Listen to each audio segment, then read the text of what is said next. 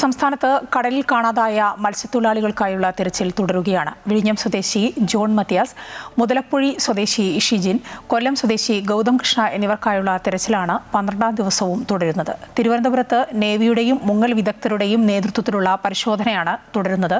മുതലപ്പുഴയിൽ നിന്ന് കാണാതായ പ്രവീണിന്റെയും കൊല്ലത്ത് നിന്ന് കാണാതായ കിരണിന്റെയും മൃതദേഹങ്ങൾ കണ്ടെത്തി. രജിത് കുമാറിന്റെ റിപ്പോർട്ടിലേക്ക്. 12ാം ദിവസമാണ് സംസ്ഥാനത്ത് നിന്നും കാണാതായിരിക്കുന്ന 3 പേർക്ക്, കടലിൽ കാണാതായിട്ടുള്ള 3 പേർക്കായിട്ടുള്ള തിരച്ചിൽ തുടരുന്നത്. മുതലപ്പുഴയിൽ INS കൽപ്പേനി, നേവിയുടെ INS കൽപ്പേനി എത്തിക്കൊണ്ടുള്ള പരിശോധനയാണ് പുരോഗമിക്കുന്നത്. ഷിജിന് വേണ്ടിയിട്ടുള്ള പരിശോധന പുരോഗമിക്കുന്നത്. ഒപ്പം തന്നെയാണ് കോസ്റ്റൽ ഗാർഡിന്റെയും നേവൽ സംഘത്തിന്റെയും നേതൃത്വത്തിലും ഇവിടെയുള്ള മത്സ്യത്തൊഴിലാളികളുടെയും നേതൃത്വത്തിൽ കൂടിയാണ് ഈ പരിശോധനകൾ നടക്കുന്നത്.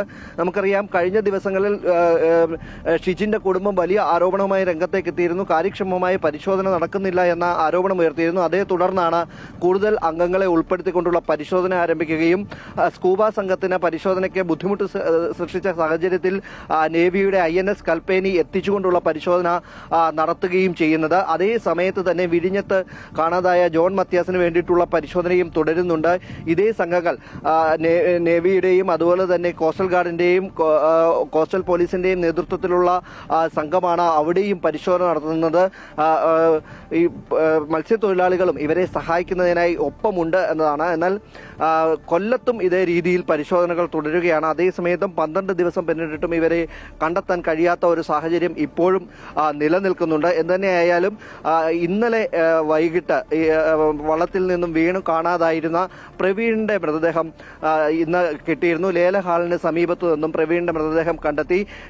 സ്കൂബ സംഘം, നേവിയുടെ ആറ്റിങ്ങിൽ നിന്നുള്ള ഫയർഫോഴ്സിന്റെ സ്കൂബ സംഘം എത്തിയാണ് പരിശോധനയിലാണ് പ്രവീണിന്റെ മൃതദേഹം കണ്ടെത്തിയത്. ഇന്നലെ ഏറെ വൈകിയും പരിശോധന നടത്തിയെങ്കിലും രാത്രി വൈകിയതിനാൽ പിന്നീട് പരിശോധന നിർത്തിവെക്കുകയും ഇന്ന് രാവിലെ പുനരാരംഭിക്കുകയുമായിരുന്നു. രാവിലെ 7:30 കൂടിയാണ് പ്രവീണിന്റെ മൃതദേഹം കിട്ടുന്നത്. എന്നാൽ മറ്റു 3 പേർക്ക് വേണ്ടിയുള്ള തിരച്ചിൽ സംസ്ഥാനത്ത് കാര്യക്ഷമമായി നടക്കുന്നുണ്ടെങ്കിലും അവരെ കണ്ടെത്താൻ കഴിയാത്ത ഒരു സാഹചര്യം ഇപ്പോഴും നിലനിൽക്കുകയാണ്. 12 ദിവസം പിന്നിട്ടിരിക്കുന്നു എന്നാണ് ഇവരെ കാണാതായിട്ട്. എന്തുതന്നെയായാലും കാര്യക്ഷമമായ പരിശോധന ഇപ്പോഴും തുടരുകയാണ്. വീട്ടുകാരെ വിശ്വാസത്തിലെടുത്തുകൊണ്ടുള്ള, അല്ലെങ്കിൽ അവരെ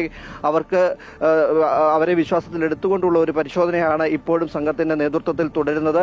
അത് ഈ 12ാം ദിനവും തുടരുകയാണ്.